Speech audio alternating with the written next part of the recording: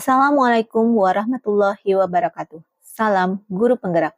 Halo Sobat Penggerak, perkenalkan saya Nur Sapatmawati, calon Guru Penggerak Angkatan 11.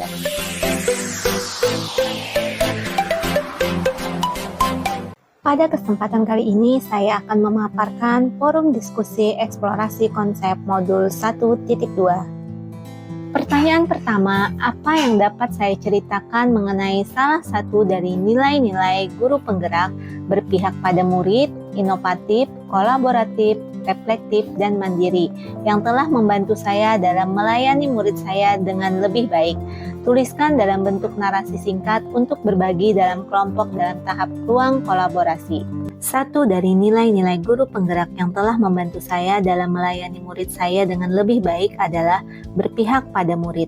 Nilai ini menggugah perasaan saya bagaimana lebih dapat menjalani peran sebagai guru yang tidak hanya mengajar tetapi juga mendidik anak-anak sesuai dengan kodratnya masing-masing. Dalam setiap pembelajaran, saya senantiasa menginsapi betapa saya harus memahami karakteristik dari setiap murid dahulu, sehingga selanjutnya hal ini bisa saya gunakan sebagai dasar yang baik dalam menuntun serta memenuhi hak-hak murid dengan gaya belajar mereka.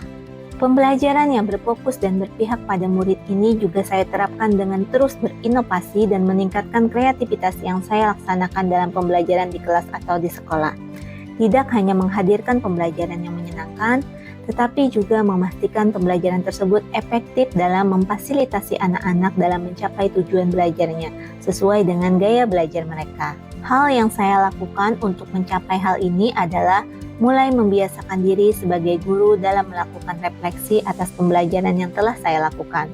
Pembelajaran yang berpihak pada murid yang saya lakukan bertujuan untuk fokus pengembangan kepribadian, bakat, dan kemampuan mental dan fisik murid. Segala keputusan yang saya ambil didasari oleh semangat untuk memberdayakan diri serta memanfaatkan aset atau kekuatan yang ada untuk menyediakan suasana belajar dan proses pembelajaran yang positif serta berkualitas bagi murid saya. Menuntun anak-anak untuk bertumbuh dan berkembang sesuai dengan kodratnya. Sebab muridlah yang menjadi subjek pembelajaran. Tugas guru adalah memfasilitasi, menuntun anak-anak menuju ketercapaian tujuan pembelajaran dengan keselamatan dan kebahagiaan. Pertanyaan kedua, apa saja 10 kegiatan di sekolah yang saya anggap sebagai contoh penerapan dari peran guru penggerak yang saya pahami saat ini? Pemimpin pembelajaran, pendorong kolaborasi, penggerak komunitas praktisi, mewujudkan kepemimpinan murid menjadi quote bagi rekan guru. Buatlah daftarnya untuk digunakan saat berbagi ide dalam kelompok dan dalam tahap ruang kolaborasi. Yang pertama, melaksanakan kegiatan proyek penguatan profil pelajar Pancasila, literasi, dan numerasi berbasis kearifan lokal. Seperti yang ada pada gambar, kami melaksanakan P5 dengan membuat kue khas Banjar. Kemudian untuk numerasinya juga dikaitkan dengan kearifan lokal, yaitu anak bermain peran dengan menghitung harga kue tersebut. Literasinya anak-anak belajar untuk mengenal kue-kue khas Banjar karena masih banyak siswa yang belum mengenal wadai-wadai khas Banjar. Yang kedua, guru membuat metode dan media pembelajaran yang variatif dalam pembelajaran untuk mewujudkan nilai inovatif serta mengintegrasikan teknologi dalam pembelajaran untuk meningkatkan keterlibatan siswa. Contohnya dengan menggunakan multimedia pembelajaran interaktif.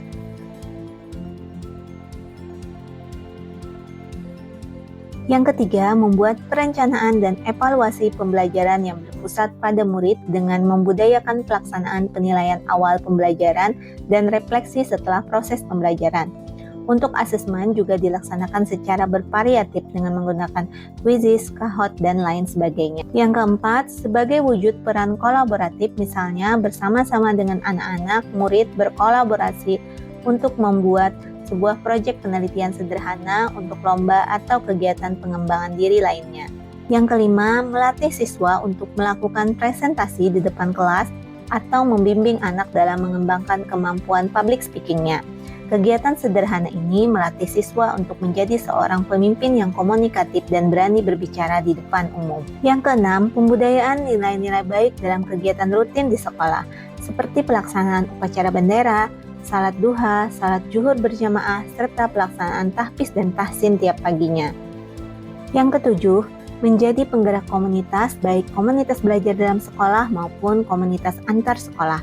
Secara rutin, setiap minggu melaksanakan pertemuan untuk sharing permasalahan dalam kelas dan sekolah untuk meningkatkan kualitas pembelajaran. Saya juga menjadi penggerak gombal antar sekolah yang namanya Guru Pembelajar Antasari.